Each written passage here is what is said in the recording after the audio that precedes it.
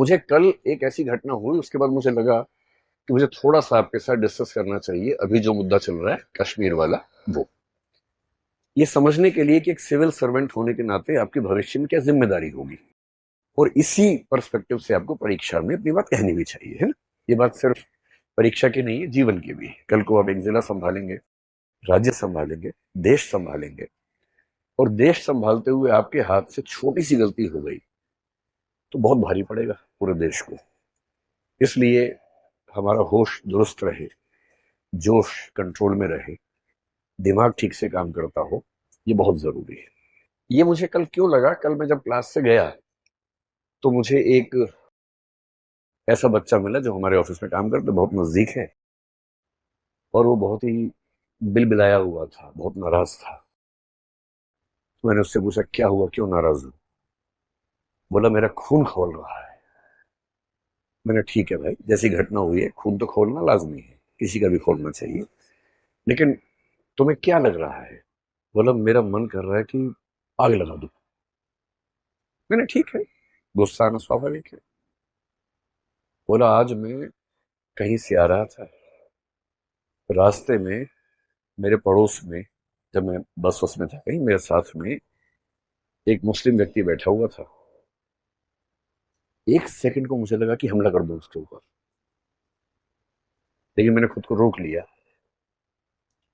और पर मैं बहुत बदहवासी की हालत में, मैं समझ नहीं पा रहा क्या करूं, क्योंकि मैं झेल नहीं पा रहा हूं कि ये क्या हुआ है।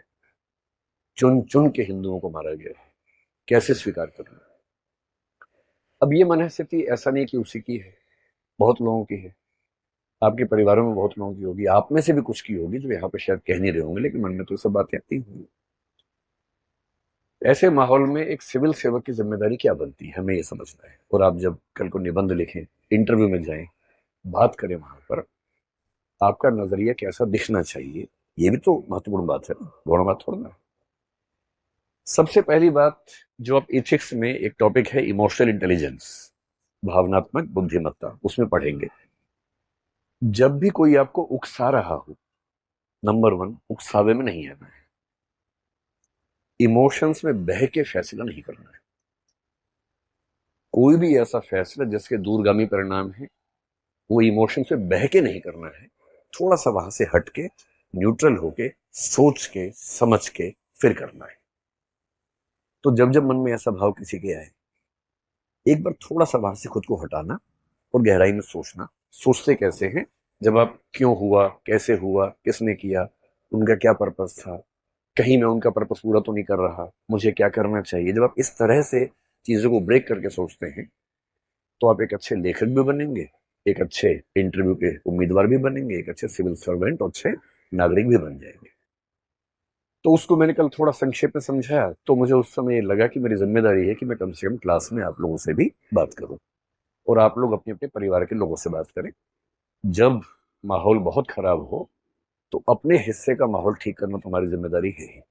हर व्यक्ति तक तो हम नहीं पहुंच सकते, पर जहां तक पहुंच सकते हैं वहां तक कम से कम माहौल को ठीक करना, समझना, समझाना बहुत जरूरी चीज है।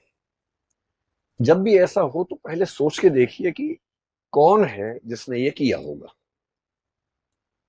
और समझदारी का मूल लक्षण पता है क्या है? आप चीजों को अलग कर पाते हैं, चीजों को मिला के एक नहीं करते हैं। जो चीजें अलग अलग हैं उनको अलग अलग करके देख पाने की क्षमता आपके अंदर है। ये किसने किया होगा, कौन होगा? और इसका सबसे सिंपल तरीका समझने का क्या होता है? जिसको इससे फायदा होगा उसने किया होगा। अभी एक पर्सपेक्टिव ये चल रहा है कि पाकिस्तान ने किया है, कुछ लोग ये पर्सपेक्टिव बना रहे हैं कि सारे मुसलमानों ने मिलकर ऐसा किया है, मुसलमान लोग चाहते हैं कि हिंदुओं को मार दिया जाए। और जो इमोशनल लोग हैं बहुत ज्यादा, उनको भड़काना सबसे आसान काम दुनिया में होता है। अगर हम दो ऑप्शन लेके चलें, एक लेके चलें कश्मीर के मुसलमान, एक लेके चलें पाकिस्तान। भाई पाकिस्तान को एक कह रहा हूं, पाकिस्तान भी एक नहीं है, पाकिस्तान की आर्मी अलग है, पाकिस्तान की सरकार अलग है, पाकिस्तान की जनता अलग है। कश्मीर के मुसलमानों को ऐसा करने से क्या फायदा होगा? फायदा होगा या नुकसान होगा? नुकसान होगा। इतने सालों की दहशतगर्दी के बाद 1980 के दशक के अंत में जो माहौल बिगड़ा, तब से बिगड़ा ही हुआ था। 2019 के बाद जब 370 को एब्रोगेट किया गया, तब भी कहा गया कि माहौल बिगड़ेगा, पर माहौल लगभग स्थिर रहा, संभल गया। कई साल तक केंद्र शासित प्रदेश के रूप में शासन चला केंद्र के माध्यम से। अब वहां इलेक्शंस भी हो गए। जनता की डिमांड पता नहीं थी यानी, क्योंकि कई वहां के लोगों ने ये भी कहा कि हमें तो ऐसे ही ठीक लग रहा था, बिना बात के इलेक्शन करवा दिया आपने। पर ठीक है, जनता का रिप्रेजेंटेशन होना चाहिए, इलेक्शन हो गया। उसके बाद अगर आप डेटा देखें, और एक सिविल सर्वेंट की पहली पहचान है कि वो डेटा देख के बात करता है, हवाई बात नहीं करता है। पिछले 2 सालों में जम्मू कश्मीर में टूरिस्ट जो गए उनकी संख्या 22 लाख से 25 लाख थी, और पिछले साल 2.5 करोड़ की संख्या थी। 10 टाइम्स बढ़ोतरी हुई वहां के पर्यटन में, और वहां का मुख्य उद्योग तो वही है, पर्यटन ही, टूरिज्म है। इस साल भी उम्मीद थी कि पर्यटन बहुत बढ़ेगा। गर्मी थोड़ी पहले आ गई। गर्मी पहले आने का मतलब वहां का टूरिज्म बढ़ेगा, क्योंकि अप्रैल में ही जो इलाका आमतौर पर मई जून में आबाद होता था, वो अप्रैल से ही आबाद होना शुरू हो गया, क्योंकि गर्मी ज्यादा हो गई, लोग जाने लग गए। वहां का टूरिज्म बढ़ने से क्या हो रहा है, वहां के लोग खुशहाल है। और ये इमोशनल हो के ये कहना कि हमारी जमीन है, भारत छोड़ दो, भारत वाले चले जाओ, वो 2 दिन की बात अलग है। पर जिस देश से आपको रोज रोजी रोटी मिल रही हो, आप चाहेंगे कि उस देश के साथ आपका संबंध अच्छा रहे। कोई भी चाहेगा। ये पेट भरा रहेगा तो आप सब बातें कर सकते हैं, पेट ही खाली होगा तो क्या बात करेंगे। और ऐसे रिपोर्ट्स में 3-4 दिन से पढ़ रहा हूं कि जो बेरोजगार युवक वहां पर पाकिस्तान के आतंकवादियों को बॉर्डर क्रॉस करवा के कश्मीर के अंदर लेके आते थे, उनमें से एक भी उपलब्ध नहीं है, क्योंकि उन सबको रोजगार मिल गया है। उनको उस काम के लिए मिलता था 5,000 रुपए, आजकल वो हर महीने 40-50 हजार रुपए कमा रहे हैं, केवल टूरिज्म की वजह से।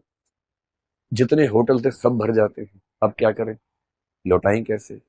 तो वहां के लोगों ने अपने घरों में एक एक कमरा निकाल दिया टूरिज्म के लिए, गांवों तक में निकाल दिया कि सस्ते में हो जाएगा, थोड़ा दूर जाकर रहेंगे गांव में, घर के अंदर लोग रखते हैं कि टूरिज्म का डेवलपमेंट होता रहे। और जिस चीज से पूरे राज्य की इकोनॉमी चल रही है, कोई अपने पेट पे लात क्यों मारे। इस बात से दिक्कत किसको हो सकती है, कश्मीरी मुसलमानों को दिक्कत है नहीं। ये हो सकता है कि उनमें से कुछ लोग किसी के बहकावे में आए होंगे, ये हो सकता है, क्योंकि लोकल सपोर्ट के बिना इतना बड़ा हमला नहीं हो सकता है, ये बात भी सही है। लेकिन जनरली वहां का समुदाय क्यों चाहेगा कि 2.5 करोड़ टूरिस्ट जो आ रहे हैं, इस बार उम्मीद 3 करोड़ की वो कर रहे हैं। अब तो पिछले 2 दिन से जो हालत है वहां पर, कि जो पहलगाम स्विट्जरलैंड था वो बन गया घोस्ट सिटी जैसा, पूरे शहर में कोई नजर नहीं आ रहा। ये कौन चाहेगा। तो मेरी पहली बात है, समझने का तरीका ये है कि कश्मीर का सामान्य मुसलमान, 2-4 अपवादों की बात मैं नहीं कर रहा हूं जो लोकल सपोर्ट कर रहे होंगे, सामान्य मुसलमान ये नहीं चाहता होगा, क्योंकि उसका तो रोजगार बढ़ रहा है, आय बढ़ रही है, वो ऐसा क्यों चाहेगा। तो कौन चाह सकता है। इतना दुरुस्त हमला है, इतनी तैयारी के साथ हमला है, कोई रैंडम व्यक्ति नहीं कर सकता। कोई व्यक्ति रैंडमली जाए मार दे। भाई जिनके सिर पे कैमरे लगे हुए हैं और जो लाइव टेलीकास्ट कर रहे हैं, उसको एडिट कर रहे हैं ऑन द स्पॉट और भेज रहे हैं अपने आकाओं को, और जो इतनी बड़ी बड़ी भारी भारी बंदूकें आराम से संभाल पा रहे हैं, जो किसी से पूछ रहे हैं तुम्हारा धर्म कौन सा, हिंदू, सीधे मार दिए सिर पे। इतने ठंडे खून के साथ किलिंग करना मजाक नहीं होता है। कभी आप आईपीएस बनेंगे, पहली बार किसी को मारना पड़ गया ना, कई दिन नींद नहीं आती उसके बाद। जो इतना कोल्ड ब्लडेड मर्डर करता है, इसका मतलब वेल ट्रेन्ड व्यक्ति है, उसको ट्रेनिंग कहां से मिली होगी। तो ट्रेनिंग कौन देगा, सीधी सी बात है, पाकिस्तान से मिली होगी। हम तो ये मान के चलेंगे। पाकिस्तान को क्या दिक्कत है। पाकिस्तान की जनता को मेरे ख्याल से कोई दिक्कत नहीं है। जनता में कुछ मूर्ख हर देश में होते हैं, हमारे देश में भी, उनके देश में भी है, जो बिना बात के बिलबिलाते रहते हैं, भारत को बर्बाद कर दो, यहां भी पाकिस्तान बर्बाद कर दो, पाकिस्तान को खत्म कर दो। अरे खत्म करके वो लोग कहाँ जाएंगे, कहीं तो रहेंगे ना भाई। यहां आ गए तो और तबाह हो जाओगे आप। अच्छा वहां पर है, लेकिन खत्म कर दो। ऐसे क्यों खत्म कर दो, वो रहते हैं ठीक है, रहे मस्त, हमें परेशान ना करें, हमें क्या दिक्कत है इस चीज से। क्या पाकिस्तान की सरकार को दिक्कत है, हो सकती है, लेकिन मेरे ख्याल से फिलहाल जिसको दिक्कत है वो वहां की आर्मी है। और आर्मी को क्यों दिक्कत है, सिंपल है, समझिए क्यों दिक्कत है। आप तो आईआर भी पढ़ेंगे, सिक्योरिटी पढ़ेंगे, ये सब आपके पाठ्यक्रम की चीजें हैं। क्यों दिक्कत है। एक तो पाकिस्तान एक फेल्ड स्टेट की स्थिति में जा चुका है, कटोरा लेके दुनिया भर में भीख मांगता है, पैसे नहीं है। जहां आटा 600 रुपए किलो हो चुका हो और हालत खराब होती जा रही हो, आम पाकिस्तानी के पास खाने पीने के पैसे नहीं। और जब खाने पीने के पैसे ना हो तो उस देश में गृह युद्ध भड़कना बहुत आसान होता है। सिविल वॉर न भड़के तो लोगों को इमोशनली फूल बनाना बहुत जरूरी होता है। तो जब जब किसी देश में जनता परेशान होती है, शासकों की कोशिश होती है कि किसी मामले में उलझा दो। और जब भी युद्ध का मौसम बने, हो सकता है कि किसी देश में इलेक्शन होने वाले। एक शायर ने बड़ी खूब पंक्ति कही है, सुनिए आपने पंक्ति वो वाली। तो उन्होंने कहा, सरहदों पर तनाव है, पता करो क्या देश में चुनाव है। क्योंकि लोगों को इमोशनल बना देंगे, चुनाव होगा, उसका फायदा मिल जाएगा। इस समय पाकिस्तान की सरकार क्राइसिस में है, तो पाकिस्तान की सरकार को चुनाव हो या ना हो जनता का ध्यान भटकाने की जरूरत है, इसलिए वैसा कर सकते हैं।